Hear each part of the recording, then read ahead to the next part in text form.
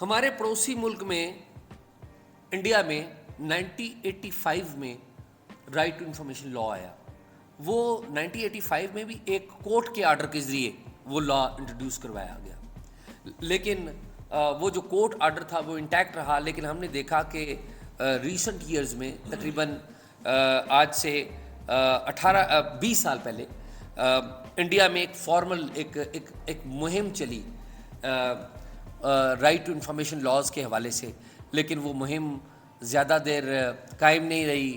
Laws انہوں نے بنائے لیکن وہ اتنے زیادہ اسٹرانگ نہیں تھے. پھر میں نے اور آپ نے ہم سب کی دیکھا دیکھی ایک صاحب تھے جنہوں نے ایک موومنٹ چلائی. وہ سول سروس میں کام کرتے تھے اور انہیں اس بات کا ادراک حاصل ہو گیا کہ نہیں, یہ جو لوگوں کو معلومات کا جو حق ہے نا, اس سے 3-4 چیزیں آتی ہیں. ایک تو یہ ہے کہ پارلیمنٹ مضبوط ہوتی ہے, دوسری یہ ہے کہ لوگ مضبوط ہوتے ہیں, تیسری یہ ہے کہ لوگوں کے رائٹس جو ہیں ان کی پروٹیکشن کا کام بڑا آسان ہو جاتا ہے. لوگوں کے رائٹس کی پروٹیکشن کا کام بڑا آسان ہو جاتا ہے. انہوں نے سول سروس سے استعفیٰ دیا اور مہم چلائی رائٹ ٹو انفارمیشن لاز کی. یہ میں زیادہ پرانی بات نہیں, یہ میں بات کر رہا ہوں 2008 کی بات کر رہا ہوں, یہ ریسنٹ پاسٹ ہے. تو انہوں نے موومنٹ چلائی, 2 سال وہ موومنٹ چلی, اور انڈیا میں جو اس ریجن کا جو سب سے مؤثر قانون ہے رائٹ ٹو انفارمیشن کا, وہ انڈیا میں بن گیا right to information law. Details میں اس لیے نہیں جا رہا کہ ہم ایک جنرل گپ شپ کر رہے ہیں. بعد میں ان کو خیال آیا ان صاحب کو کہ نہیں, یہ جو لوگوں کے رائٹس ہیں including the right to information کا جو رائٹ ہے اور باقی لوگوں کے دیگر جو رائٹس ہیں ان کو پروٹیکٹ کرنے کے لیے سیاست میں آنا چاہیے. وہ سیاست میں آ گئے. انہوں نے ایک پارٹی بنائی, اس پارٹی کا نام تھا عام آدمی پارٹی. 2003 میں یہ پارٹی بنتی ہے, 2013 میں یہ پارٹی بنتی ہے, اور 2014 میں یہ الیکشن لڑتے ہیں. بیک گراؤنڈ کیا ہے؟ Right to information. یہ یاد رکھیے, بیک گراؤنڈ کیا ہے؟ Right to information. الیکشن وہ لڑتے ہیں, 1 سال کی پارٹی. وہاں پر کوئی اسٹیبلشمنٹ نہیں ہے کہ آپ کی انگلی پکڑ, اس طرح کی اسٹیبلشمنٹ کوئی نہیں ہے کہ آپ کی انگلی پکڑ کے. اسٹیبلشمنٹ ہر جگہ پہ ہے, لیکن ہماری اسٹیبلشمنٹ بڑی ڈفرینٹ اسٹیبلشمنٹ. وہ مہاراشٹرا میں, جو کہ نئی دہلی سینٹر ہے نہ صرف انڈیا کا لیکن مہاراشٹرا کا بھی کیپٹل نئی دہلی ہے. تو مہاراشٹرا کی جو گورنمنٹ ہے اس میں وہ اباؤٹ 40% سیٹیں جو ہے وہ لے لیتے ہیں, اور الائنس کے ساتھ, اتحاد کے ساتھ وہ چیف منسٹر بن جاتے ہیں. 6 مہینے کے قریب وہ سرکار چلاتے ہیں, اور 6 مہینے بعد وہ کہتے ہیں کہ یار میں استعفیٰ دے رہا ہوں, کیونکہ جو ایجنڈا یا مینیفیسٹو میں لے کے آیا تھا وہ مینیفیسٹو الائیڈ گورنمنٹ کے ساتھ نہیں چل سکتا, اس لیے میں استعفیٰ دے رہا ہوں. انہوں نے استعفیٰ دے دیا, وہ اپوزیشن میں چلے گئے اور نئی سرکار مہاراشٹرا کی بن گئی.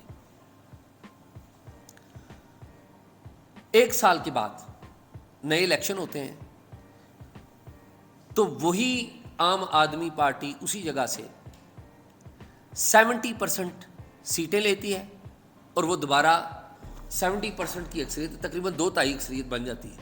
وہ دوبارہ آ کے وہاں پہ حکومت کرتی ہے, اور ان کے لیڈر کا نام ہے کیجریوال, آپ سب جانتے ہیں. تو یہ کیجریوال کی کہانی ہے جو کہ سٹارٹ ہوئی رائٹ ٹو انفارمیشن لا. اب صورتحال یہ ہے, آپ میں سے کچھ لوگوں کا انڈیا جانے کا اتفاق بھی ہوا ہوگا, ہمارا بھی ہوا, تو وہاں پہ بڑے دہلی کے لیول پہ بھی بہت سارے مسائل تھے. تو انہوں نے کیا کیا کہ سب سے آسان بنایا right to information law. Indian سرکار میں رائٹ ٹو انفارمیشن لا ہے. ہمارے ہاں جو تحریک ہے رائٹ ٹو انفارمیشن لا کی, اس کے اوپر ہم آتے ہیں. انڈیا کا لا اتنا آسان ہے کہ ایک عام آدمی, ایک کسان جو پڑھا لکھا نہیں ہے, وہ کسی دروازے, کسی سرکاری دروازے کے اندر جاتا ہے تو اس کو جو سرکار ہے وہ پابند ہوتی ہے جواب دینے کی. میں تھوڑا سا ایک ٹچ کروں گا without going to the details. میں یہ جب طالبان یہ سب کچھ ہو رہا تھا افغانستان میں, تو مجھے اتفاق ہوا تھا, میں افغانستان میں تھا, تو افغانستان کے جو جرنلسٹ تھے وہ وہاں پر موجود تھے. وہ they were concerned about their future and ایوری تھنگ. تو ان کے ساتھ ظاہر میرا بھی انٹریکشن ہوا. تو وہ ہم سے پوچھ رہے تھے کہ جی آپ لوگوں کا کیا حال ہے, ہمیں تو آپ لوگوں کی بڑی فکر رہتی. ٹھیک ہے, افغانستان کا جرنلسٹ ہم سے پوچھ رہا ہے. تو میں نے ان سے پوچھا کہ رائٹ ٹو انفارمیشن لا کا کیا صورتحال ہے, اور پھر ان کا رائٹ ٹو انفارمیشن لا ابھی بھی ان کی ویب سائٹ پہ موجود ہے. انہوں نے کہا جی رائٹ ٹو انفارمیشن لا ہمارے ادھر بڑا مؤثر ہے, اور وہاں پہ بھی ان کا بھی ایک کمیشن ہے رائٹ ٹو انفارمیشن کا, اور وہاں پہ بھی معلومات لوگوں کو دی جاتی ہے, پابندی نہیں ہے وہاں پر بھی. یعنی کہ انڈیا میں پابندی نہیں ہے کہ اگر آپ RAW research and analysis wing of India, جو کہ ان کی پریمیئر انٹیلیجنس ایجنسی ہے, اس کے بارے میں آپ کو معلومات لینا چاہتے ہیں تو آپ کو RAW کے بارے میں کوئی ایسی معلومات جو ہیومن رائٹس کے حوالے سے ہے, جہاں پر ہیومن رائٹس کی وائلیشن کی گئی ہیں, تو وہ آپ کو دیں گے, دے آر باؤنڈ. اور اگر نہیں دیں گے تو معاملہ کورٹ میں جائے گا, and court will take the final decision. Same goes with army, کہ ان کے جو نان آپریشنل جو ایشوز ہیں اور ہیومن رائٹس کے جو ایشوز ہیں وہ ان کے رائٹ ٹو انفارمیشن لا کے آربٹ کے اندر آتے ہیں. اور اس حوالے سے انڈیا نے بڑا کام کیا. اب آتے ہیں ذرا تھوڑا سا پاکستان میں, اور پھر میں کوئکلی بات ختم کر دوں گا. پاکستان میں رائٹ ٹو انفارمیشن لا سب سے پہلے پیپلز پارٹی کی جو گورنمنٹ تھی بے نظیر بھٹو صاحبہ کی, وہ 1996 میں انہوں نے انٹروڈیوس کروائے ایک آرڈیننس کے تھرو. آرڈیننس دیا. ہوا یہ کہ 5 نومبر 1996 کو بے نظیر بھٹو صاحبہ کی جو سرکار ہے وہ ڈسمس ہو گئی. 58(2)B ہوا کرتا تھا تو وہ ختم ہو گئی. تو وہ جو آرڈیننس تھا وہ لیپس ہو گیا. لیکن جو صدر تھے انہوں نے دوبارہ وہ آرڈیننس جاری کیا, لیکن نئی جو سرکار آئی فیبروری 1997 میں 2/3 میجارٹی کے ساتھ, اس نے اس آرڈیننس کو اہمیت نہیں دی اور وہ ایکٹ نہیں بن سکا. 1999 12 اکتوبر کو پاکستان میں کو ہو گیا اور فوج نے آ کے قبضہ کر لیا.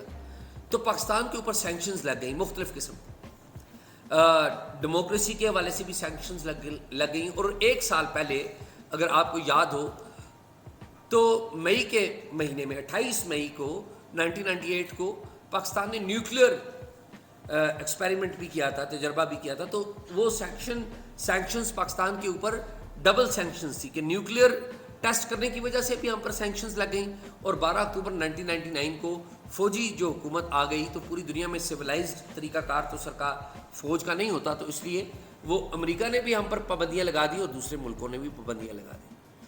9/11 ہو گیا. 9/11 جب ہوا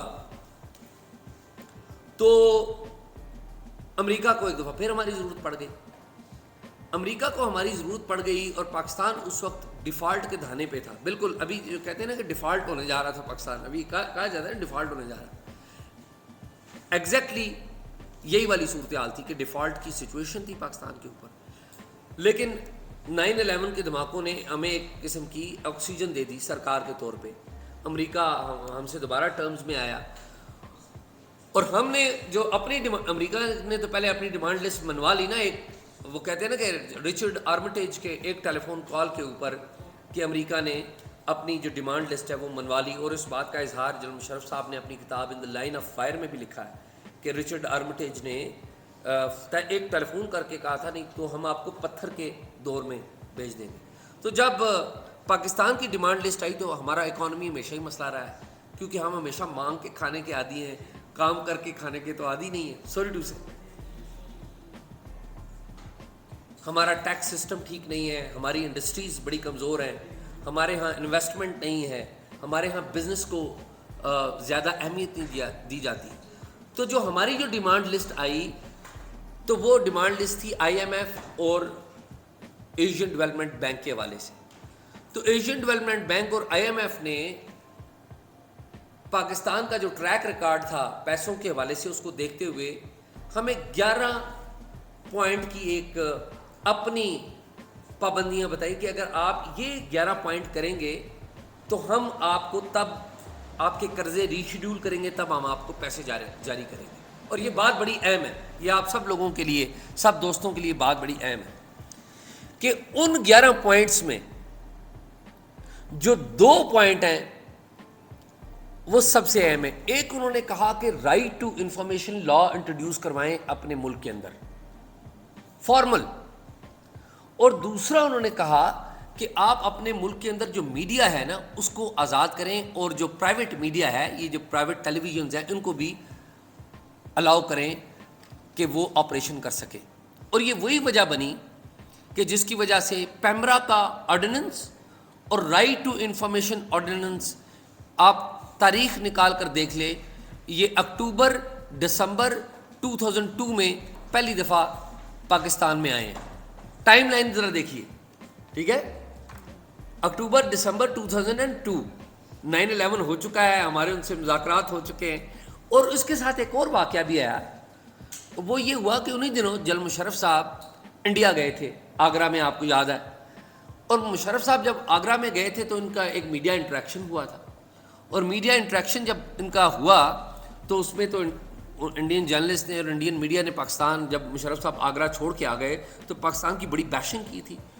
ان کے انگلش چینل بھی تھے, اردو بھی تھے, ہندی بھی تھے, اور بہت ساری تیلگو اور پتہ نہیں کون کون سی لینگویجز کے چینلز تھے.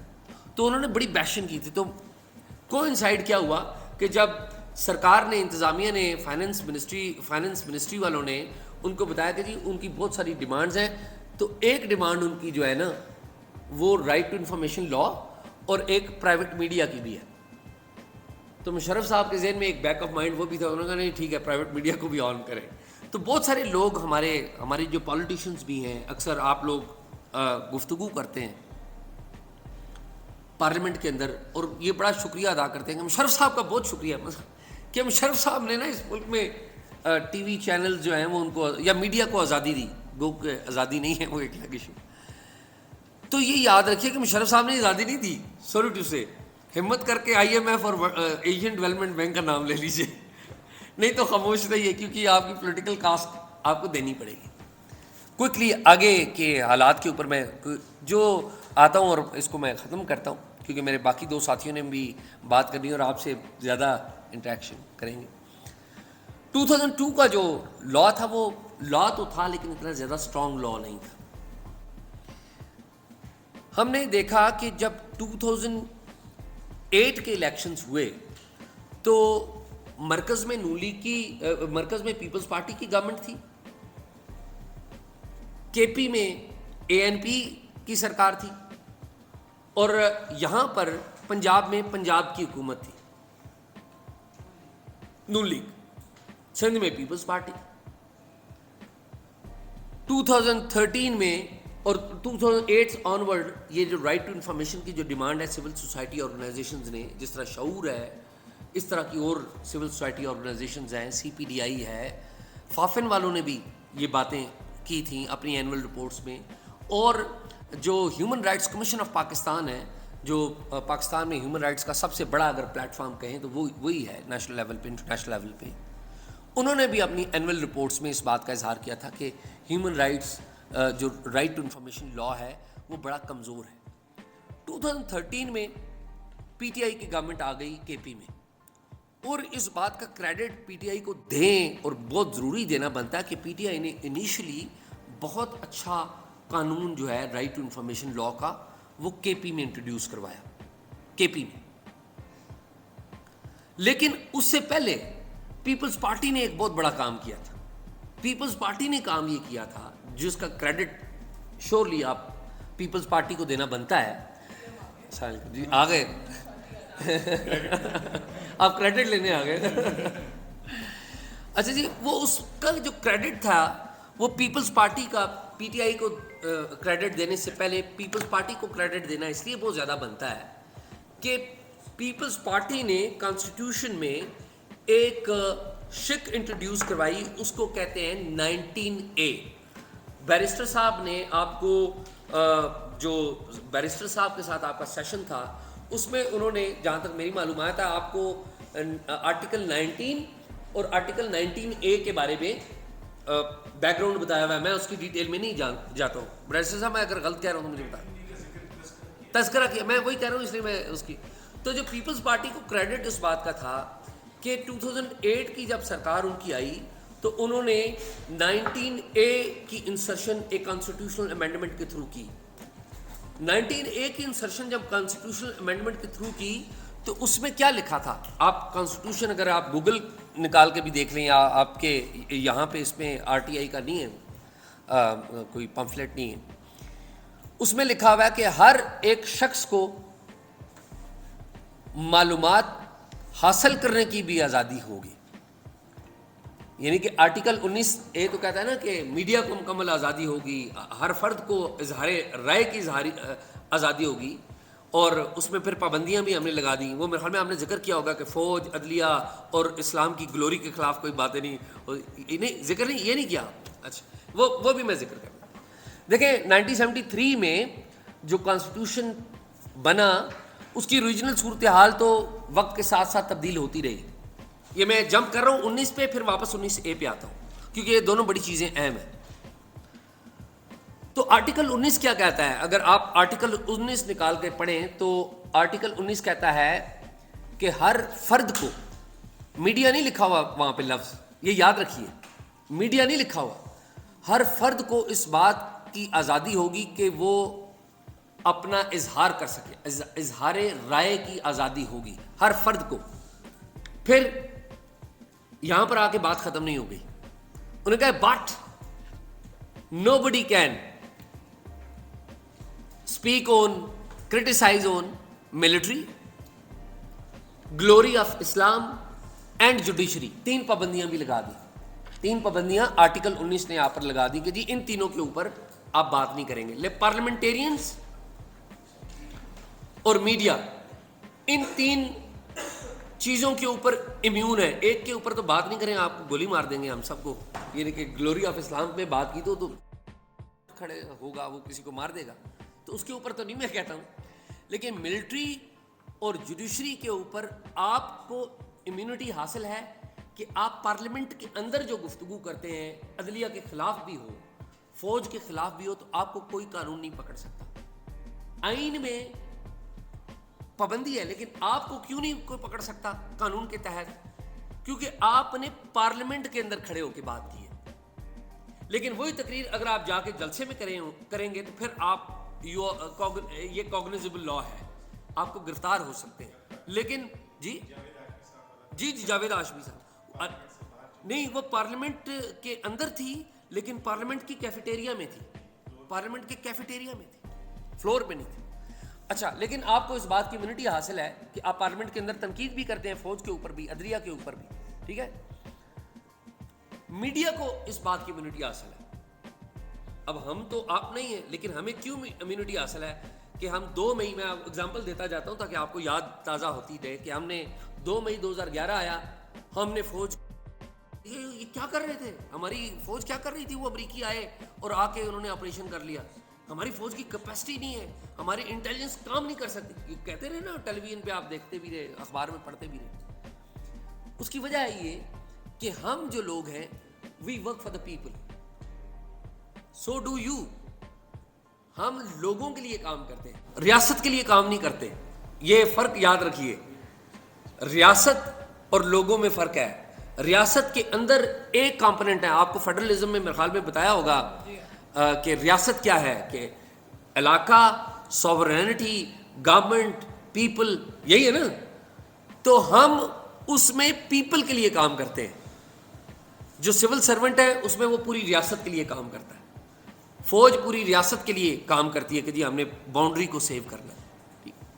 کمنگ بیک کوئکلی کہ 19 آرٹیکل 19 ہم نے بات کی، اور میں وہ واپس جاؤں گا 19A کے اوپر، کہ جو اوریجنل کریڈٹ تھا RTI لا کے حوالے سے، کانسٹیٹیوشنل سٹیپ، وہ پاکستان پیپلز پارٹی کو جاتا تھا، کیونکہ انہوں نے 19A انٹروڈیوس کروائی، جس کے بعد میں PTI کو کریڈٹ جاتا ہے اس بات کا 2013 میں کہ انہوں نے ایک strong right to information law introduce کروایا KP میں، بہت اسٹرانگ. بعد میں یہ لاسٹ ٹائم پہ وہ امینڈمنٹ لے کے آ کے اس کو بھی انہوں نے وہ خراب کیا. جب PTI نے 2013 میں RTI لا انٹروڈیوس کروایا KP میں، تو PTI اور PMLN یہ دونوں ایک کمپٹیٹو پارٹیاں نظر آ رہی تھیں. آپ کو یاد ہوگا کہ 2011 میں کس طرح عمران خان صاحب نے 10 اکتوبر 2011 کو لاہور میں ایک جلسہ کیا تھا. تو نون لیگ نے کیا کیا، شہباز شریف صاحب چیف منسٹر تھے تو نون لیگ نے بھی جو پی ٹی آئی کا لا تھا آلموسٹ اسے ہی کاپی پیسٹ کر کے پنجاب میں انٹروڈیوس کروا دیا. یعنی کہ رائٹ ٹو انفارمیشن لا ایک پولیٹیکل کمپٹیشن کے صورت میں ملک میں آ گیا.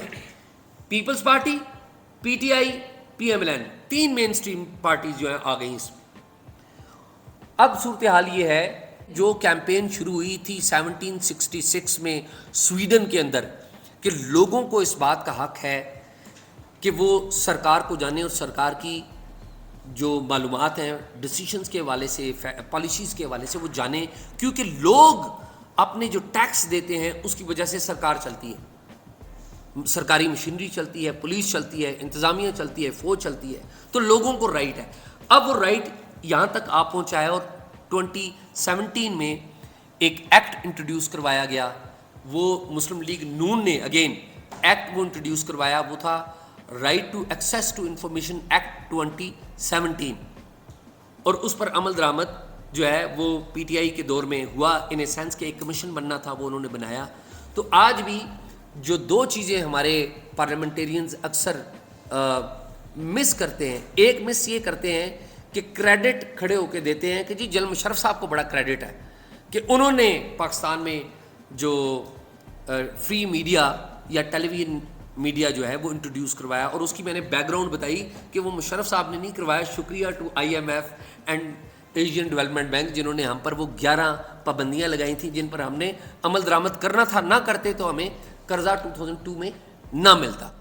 تو رائٹ ٹو انفارمیشن کے حوالے سے میں نے کہا کہ آپ سے تھوڑی سی گپ شپ کریں, آپ سے سوال جواب بھی ہوگا, یعنی کہ گپ شپ بھی ہوگی, آپ سے کچھ سیکھیں گے, کچھ اپنے تجربات بتائیں گے. تو اوور ٹو بطول.